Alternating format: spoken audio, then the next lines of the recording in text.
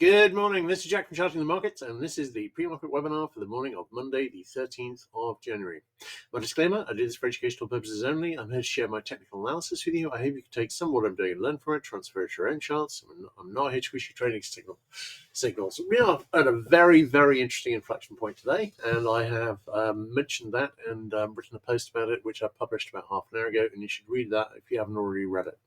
Okay. Last night on the Bigger Picture webinar, I was saying that we'd closed basically at the bottom of the inflection point, and we didn't really have any positive divergence worth the mention, but we could get that with lower lows today. Now we've seen lower lows under Friday's lows on the futures, and we've now got a possible 6-minute buy signal brewing on ES, on NQ, on RTY. I had to carefully look to see if there was still a divergence there, but there is, and on YM. So we've got, and this one's trying to fix, so we've got possible buy signals brewing really across the board on the US indices. Now, we don't have those on the RTH charts yet, but it's pretty good here. I'm thinking we might well be looking at a rejection, but I'll have a look at the overall picture. In terms of the charts here, this is on SPX at Head and Shoulders, which is breaking down. We've got nice looking bull flags forming on the others, but I've drawn most of these on the RTH charts. We do have, worth mentioning, a potential level bottom here on IWM. It's not as nice as it was before it broke down further, but it's still okay. And we've got similar on YM, although that could be an inverted Head and Shoulders neckline there, just above the monthly pivot. But I think really, if we're going to reject back up, this is the time to do it. We had a couple of open sell signals on DAX and ESTX 50. Both of those are made target. Possible double top breaking down here. Don't quite like the second high was lower, but that doesn't invalidate it at all. And this looks like a bull flag forming last night, but much less of one now, and it's testing the monthly pivot as support. All right, let's have a look at the bigger picture charts. Okay, on the SPX chart, hang on. Right, on the SPX chart, a little bit of a divergence on the 15-minute. I'm thinking we might get some decently positive divergence on the hourly RSI 5 particularly, but some on the RSI 14. But basically the setup here is this. We've got two patterns formed here. One of them is an okay looking bull flag, not as nice as the Head and Shoulders, but still fine. And if we saw a break up over 6,000, that would be a break up. This, on that interpretation, this would be a bullish underthrow, and we could see that follow through this morning. But a break up over 6,000, chances are, gets us back to a retest to high. Though we've also got a Head and Shoulders here, which has got left shoulder, right shoulder, head, right shoulder. If we see a sustained break, if we see any break back over 604.975, that would have a target to retest the all-time high at 609.97. Now, on the bear scenario, obviously we've broken down from the Head and Shoulders. That is a slight clear break on Friday afternoon, and that's got a target in the 55.50 to 55.60 area, I think. So we will see how that goes today. But I'm probably liking the downside a little more here, but we've definitely got scope for this to reject back higher today. And in terms of my overall scenario, which is looking for a weak first half of the year and then new all-time highs in the second half of the year, either of them would fit just fine. We've got plenty of time. It is only the beginning of January.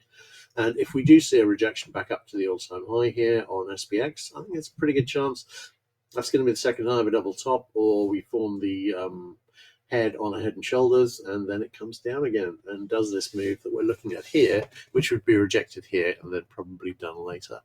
In terms of SPX, now you remember when I was getting on the daily chart, one thing I mentioned when we got down to this low here was that we touched the 3SD lower band, and that's when I wrote that post saying we had obviously positive divergence on all of the US indices.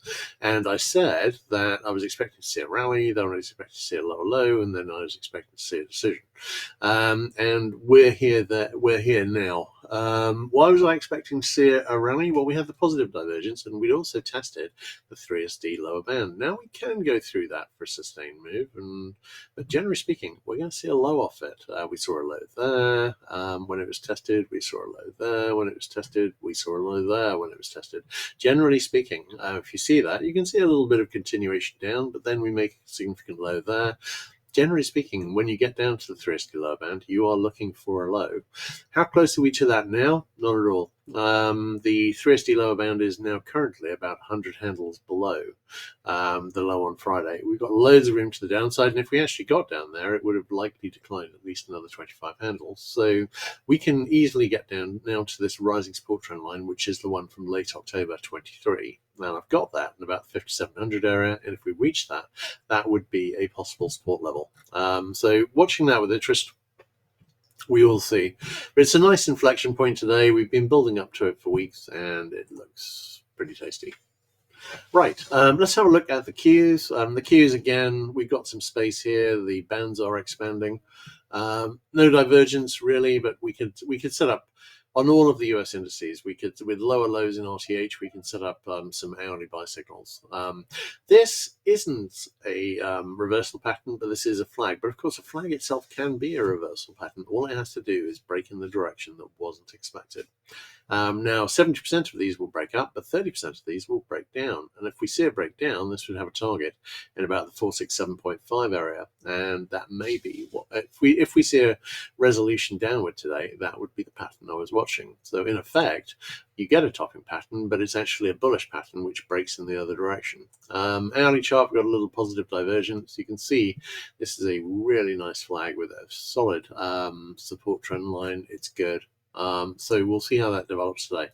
Now, Dyer and IWM both formed falling wedges. I'll show you those on the hourly charts, but we're also testing the rising support trend lines here from the November 23 low. So that's a significant area, decent looking falling wedge here, which could well be a flag. Do I see a topping pattern here? Not particularly, but it's different on IWM. So let's have a look at that. Hang on. Right, on IWM, looking at the hourly chart, we've got a very nice looking. We had this little level bottom I was talking about last Tuesday when I wrote a post, and that failed into a retest of the lows and slightly lower. Now that's come to a test of the rising support trend line. Very slight break of it, I think. And we've also got, of course, the original level top with breakdown and with a target in the 206 to 209 area. Looking at that, but I would note that we've also got a possible head and shoulders forming here, which I was talking about in the post today. And if that breaks down, then that's got a target which is pretty similar to the flag target if it breaks down, which is currently in the 187.5 area. I'm liking this. This is a lovely inflection point, and I think we'll likely get a decision today or at latest tomorrow, which gives us the direction for the next few days and possibly weeks. So we will see. Would I like to see this retracement? Yes. Do I think this would be the start of a larger cascade? Well, possibly, but only in the sense that we'd be topping out for that larger cascade. I think, but I'd be thinking that we'd probably go back and retest the highs, and then we might make a larger retracement, and then we would see how it went from there. But my lean is that I'm just in terms of a number of things, including crypto and the way the chart's been forming, is my lean is we're going to see some decent pullback in the first half of this year, and then we'll probably see new all-time highs in the second part of the year, possibly to make make a top on a much larger high. We will see how that goes, but at the moment, this inflection point looks really nice, and we are testing significant levels. This is a really good level to be making a decision. And we should get that shortly. If we get the hourly buy signals fixed today on the US indices and the futures, that won't be definitive. I've seen that happen and fail before, but usually it will deliver. So if we see that, that'll be pretty bullish. All right, looking at DAX. DAX, nothing really in terms of the signals here. We've got a weak RSI 14 sell signal fixed. I'm not taking it particularly seriously. I am leaning towards seeing a retest of this high, and I got to say, this is really a very different market to the US market so far. So we'll see how that goes. This Yeah, this is a nice looking overall channel. Obviously, if we were to see a retracement and go back and see this rising support trend line here, that wouldn't be a bad thing in this channel. In Nikkei, we've got back below the daily middle band at the moment. I'm encouraged by this move up over 40.4k. When the current move down, if we're going to break down today, when that is resolved, I'll be wondering about a test of the high here at 42.4k. All right, great. Let's have a look at DX. Okay, DX. We're at an inflection point here, and I'll show you that actually. And I'll show you these set up on bonds. So bear with me a moment, because these are both quite important. I'm hoping to get a post out tomorrow morning on the USD setup here. But if you recall, when I was talking about when we were starting this USD rally here, I was saying the only real trendline resistance that I could see was this one. And obviously, we tested that now. Slightly overthrown it. That could be a bearish overthrow. We've got negative divergence on the RSI 14. We've got an RSI 5 sell signal fixed. We've got positive divergence, actually a buy signal fixed on the RSI 5 on USD. We could turn here. And if we don't, I'd be looking for a retest really of this high here at 114.75. But if we are going to turn here before we reach that, then this is the obvious place to do that. So I will be wondering about that, and we will see how it goes. All right, let's have a look at TNX. TNX, I've been talking for months about a possible retest of this high here at 49.97. We've now come basically 1.2%, and we need to cover another 0.2% to retest that high. Now, when we get to that high, we get to a big inflection point. We could be forming second high of a double top. Equally, depending on financial policies and the reaction of the bond markets, we could be looking at a move far higher. Now, something I said a few weeks ago was that the Fed doesn't actually control interest rates. The bond market controls interest rates, and the Fed is going to be wary about moving too far against the bond market, because then it'll become obvious that the polite fiction that the Fed controls interest rates isn't actually true. So now this has actually been pretty well illustrated by what's happened in the last few weeks. In this time, the Fed have put interest rates down 1%, and interest rates have gone up 1.2%. from the low. So what is that saying about the Fed's ability to control interest rates? Well, it's kind of backing up what I was saying. The bond markets are the real player here.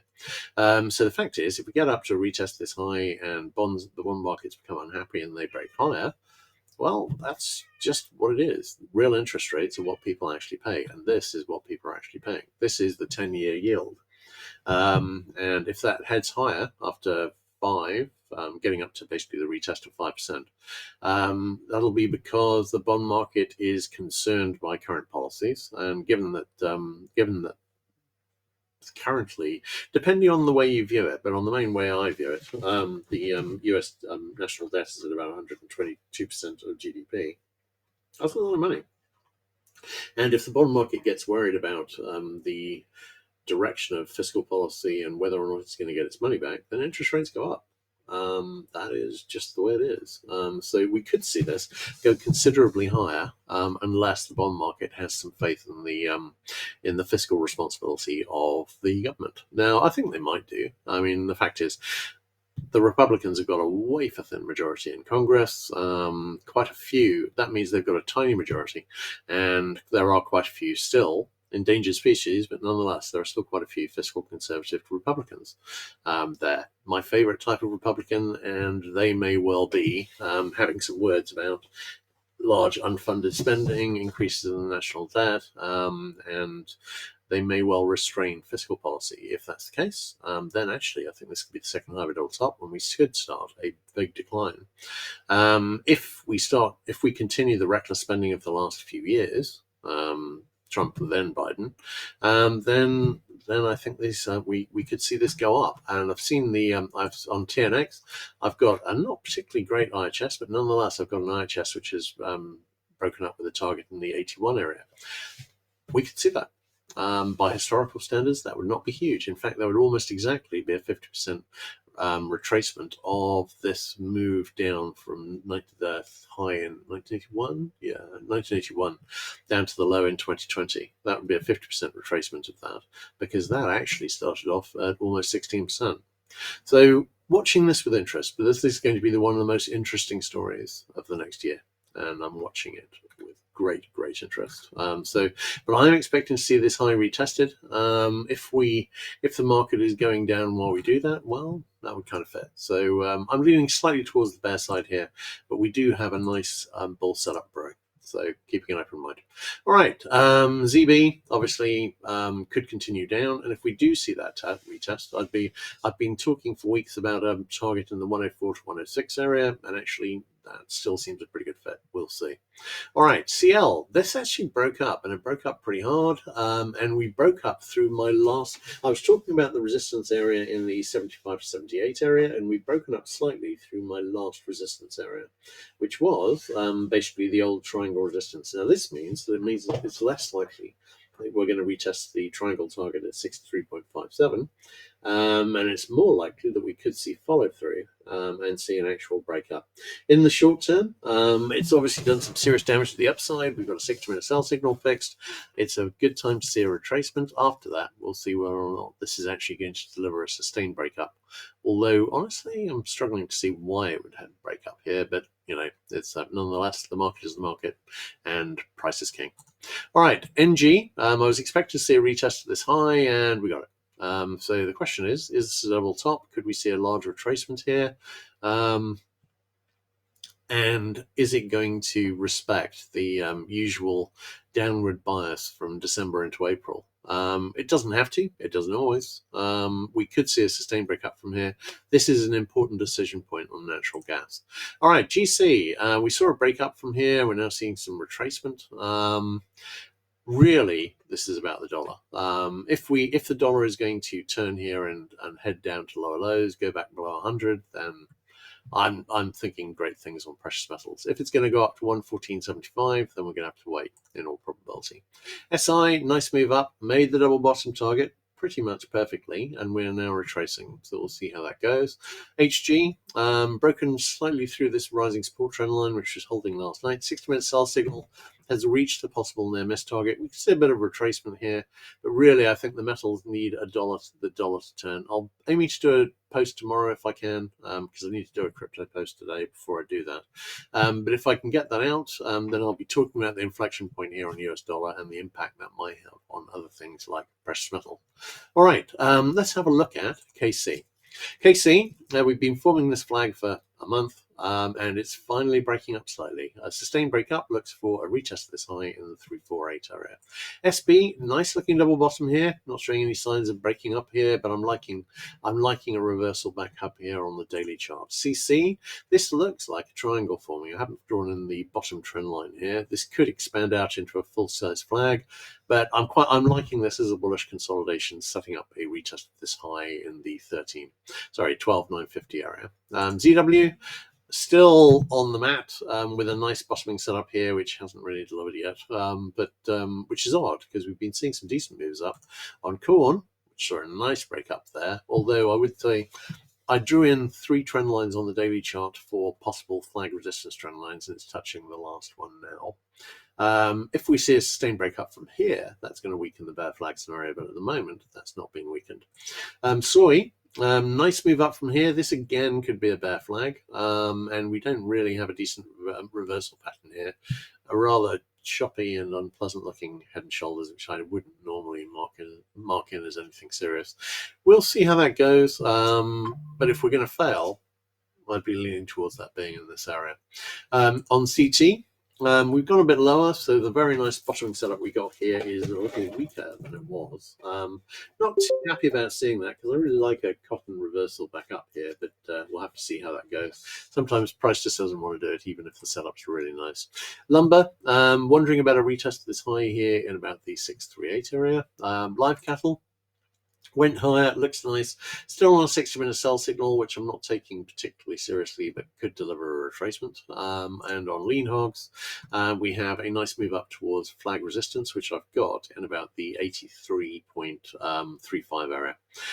So we'll see if it can get back over that and the monthly pivot at 83.5, then chances are we are heading back up into a retest of the high, which would be in about the 89.5 area. All right, great. Let's have a look at questions. All right, no questions today. Okay, ES, we're in a huge inflection point today. I've written a post about it. If you haven't read that post, please read it. But really, I'm looking at the positive divergence here this morning, and a decision will be made. If we break hard down, then I put the targets, I think, on all the indices on the post, and I think we could very much see that move. We've had 2 very good years when the market has really rocketed up. We're due a little bit of a pullback at least, and I'm thinking we may be forming a bigger high later in the year. That bigger high could be in now, but I'm not seeing a lot of indication that it is. Chances are it's going to be later. But a blow off 10% or so, that would actually just be a healthy bullish retracement. And when we got down to the bottom of that, I would be looking around for a low. So we will see. All right, my pleasure as always, guys. I will see you tomorrow morning, and today is going to be an interesting day, I think. So we'll see how it goes.